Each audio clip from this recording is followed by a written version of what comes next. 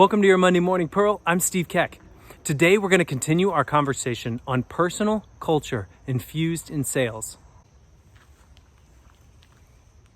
Last week we talked about the expression of your leadership style as reflecting your cultural values. And so today we're going to talk about a different facet of that, which is how we handle conflict. Now, how we handle conflict demonstrates what we value. And so, as we said with leadership style, it's sort of on a spectrum when it comes to how we approach conflict. So let's look at the spectrum of conflict. On the one side, we have accommodating the needs of others, a tendency to want to accommodate and make sure everybody's opinion is heard, but also sometimes try to reduce the impact of conflict.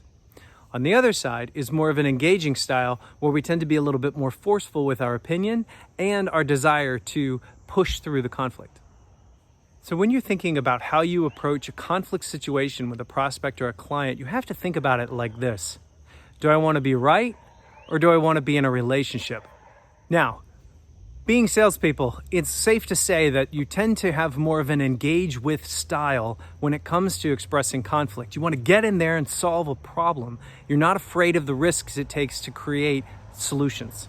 When you think about this as a cultural value, your opinion on how you expect someone to engage with you demonstrates what you care about. So if you are being overly forceful with engaging with conflict and pushing someone outside of their comfort zone too far, you are showing them that it is more important for you to be right than it is to be in the relationship. And your sales will suffer for it. This is when someone starts to disengage with you, slow down their response rates, and sometimes just ghost you.